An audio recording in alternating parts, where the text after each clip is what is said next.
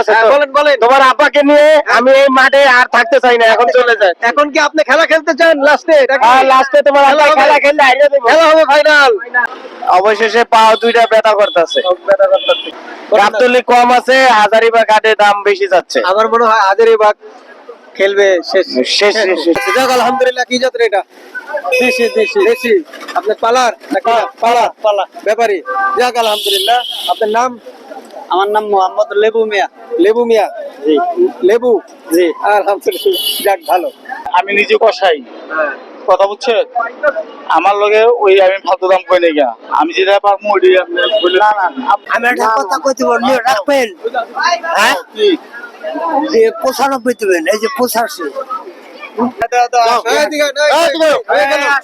এই যে সুপ্রিয় দর্শক দেখতে পাচ্ছেন, হয়ে গেল 2025 সালের কুরবানির গরু।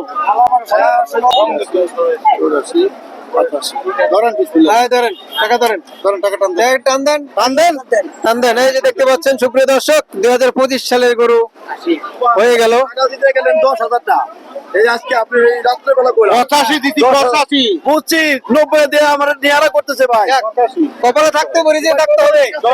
তো বুঝে নাই কপালে থাকতে হবে, রিজিকে থাকতে হবে। টাকা নিয়ে ঘুরলে গরু কিনা যায় না ভাই। ঠিক আছে? আমি আসি কইছি না। না। আরে না বেটা সিলেক্টর। আচ্ছা যাক আলহামদুলিল্লাহ, হয়ে গেল। ব্যাপারী আলহামদুলিল্লাহ বলে দিয়েছে। আমরা গরুটি নিয়ে হাসিল করে চলে যাচ্ছি। এরই মাঝে আমরা তো একদম শিওর হয়ে গিয়েছিলাম, আমরা আমাদের মনে হয় নসিবে নেই, আজকে কিন্তু হয়ে গিয়েছে। আল্লাহ তাআলা 2025 সালের গরু হাজারীবাগ হাট থেকেই আল্লাহ তাআলা কবুল করেছে। সকালে বলে আলহামদুলিল্লাহ। সুপ্রিয় দর্শক, এখন হাসিল করে নিয়ে যাচ্ছি।